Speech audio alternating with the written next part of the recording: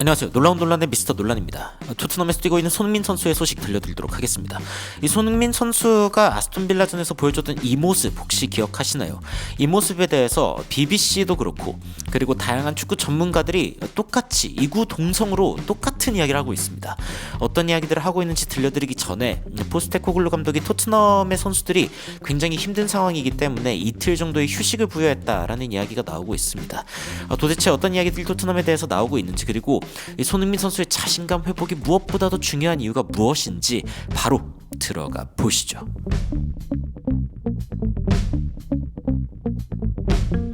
포스테코글루 감독이 토트넘 선수들에게 이틀간의 휴식을 주면서 약간의 리셋, 그러니까 토트넘이 뭐 컴퓨터로 치면 리부팅, 사실 이제 껐다 키는 것만큼 고장난 컴퓨터를 고치는데 또 특효인 방법이 없는데, 토트넘도 한번 껐다 키면은 다시 살아날까요? 일단은 리셋을 해보자 라고 해서 이틀 정도의 휴식을 준 상황입니다.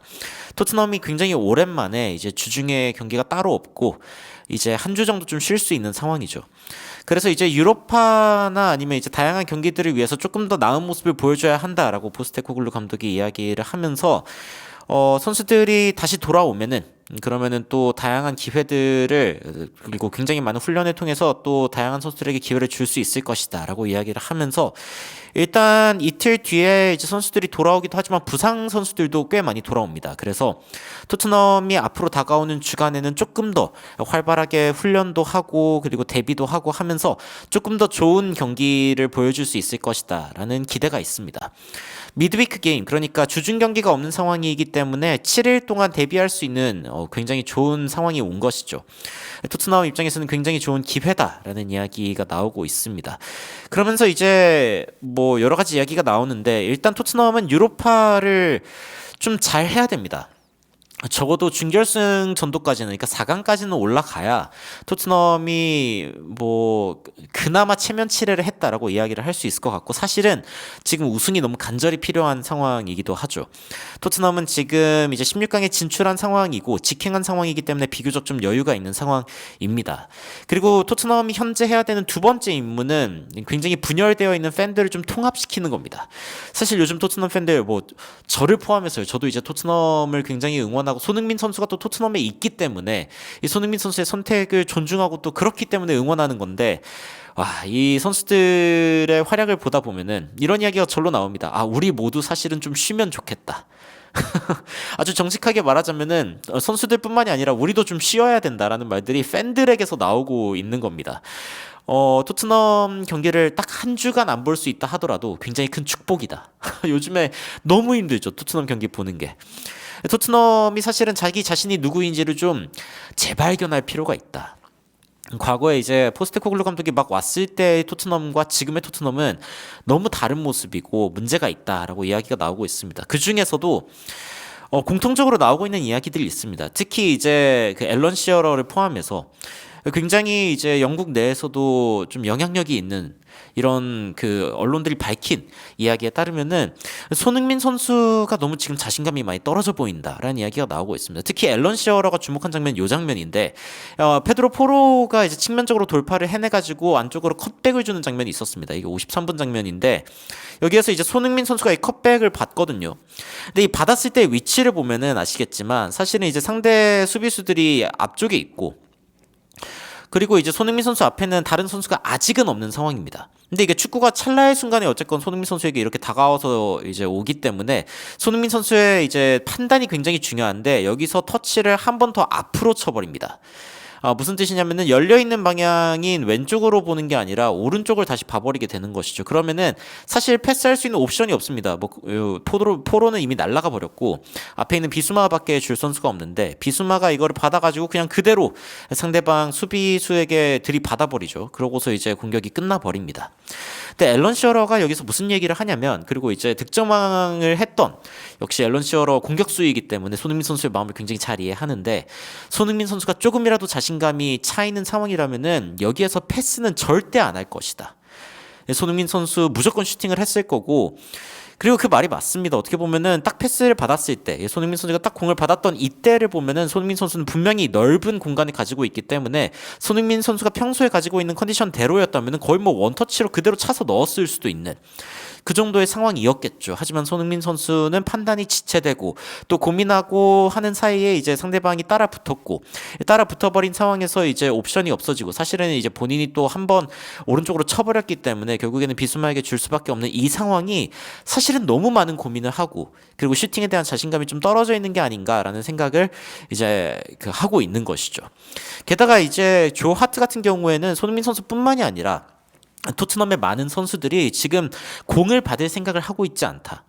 그러니까 공을 받아서 어떻게 하겠다라는 생각을 바로바로 한다면은 그 판단을 그리고 자신감 있게 판단을 한다면은 공을 받기 위해서 움직일 텐데 근데 어떤 선수가 공을 잡았을 때 토트넘의 어떤 선수가 공을 잡았을 때 다른 선수들이 받으러 오는 움직임 이런 게 너무 적다는 거죠. 오히려 상대방 수비수 뒤에 숨어 있어서 공을 패스를 하려고 해도 공을 패스가 할 수가 없는 이런 상황들이 이제 자주 발생하고 있다는 겁니다. 그리고 이제 저메인 데포 같은 경우에도 손흥민 선수에 대해서 앨런 시어러랑 똑같은 얘기를 합니다. 이제 공격수 출신들은 아무래도 그런 게 보이나 봐요. 손흥민 선수가 여기에서 패스를 해야 될 이유가 없었다. 이 장면에서 손흥민 선수가 공을 받았을 때 패스를 할 이유가 없었다.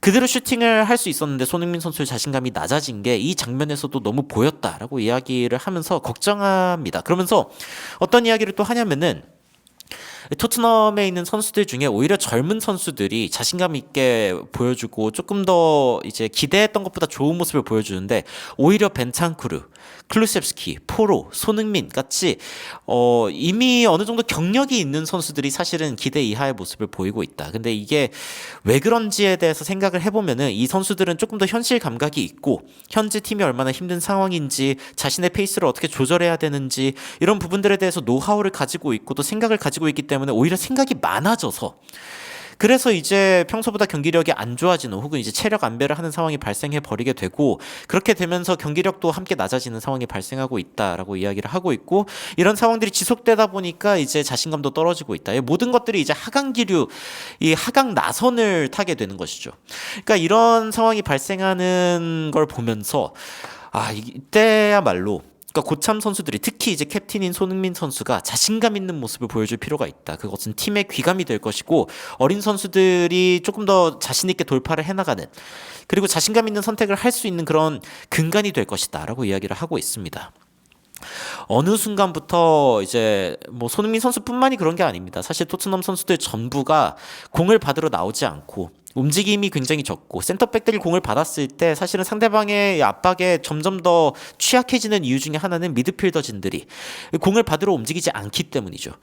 미드필더진들이 공을 받으러 움직인다면 센터백들이 갇혀가지고 공을 다시 또 키퍼에게 돌리고 키퍼가 다시 또 센터백에게 주고 이런 장면들이 지속적으로 발생할 이유가 없는 것입니다. 그런데 토트넘의 선수들이 전체적으로 자신감이 떨어져 있고 그래서 공을 뭐 주려고 할 때 계속 숨어 있고 공을 받으러 나오는 선수들은 정해져 있고 그런 선수들만 견제하면은 이제 상대방은 게임을 편하게 풀어가고 이런 상황들이 지속되고 있다는 게 BBC도 그렇고 그리고 주요 축구 팟캐스트들이나 아니면 전문가들의 똑같은 판단인 것이죠.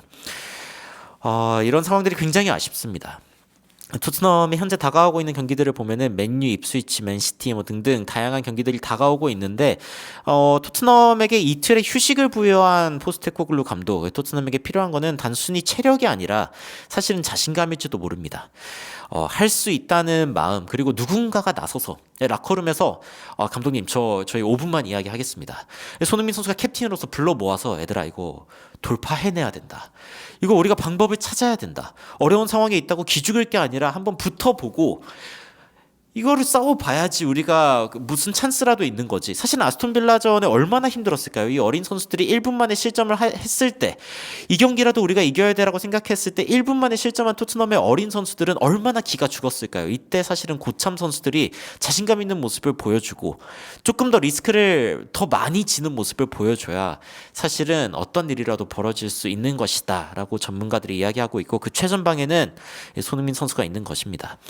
제가 평소에 이제 뭐 손흥민 선수에 대한 굉장히 좋은 의견들, 특히 이제 손흥민 선수에게 호의적인 의견들을 최대한 전해드리려고 노력하지만 오늘의 쓴소리는 아무래도 좀 건강한 쓴소리 같다라는 생각이 듭니다. 이 손흥민 선수가 최근에 좀 자신감 없는 모습을 보여준 건 사실이기도 하고 그리고 사실 손흥민 선수의 체력적인 부분에 있어서 좀 힘든 부분이 있는 것도 사실이죠. 그런데 이번에 이틀 잘 쉬고 그리고 다시 훈련에 참가하면서 손흥민 선수 그리고 다른 토트넘 선수들이 전부 다 좀 자신감, 그러니까 체력과 함께 자신감이 좀 끌어올려졌으면 좋겠다라는 생각이 듭니다.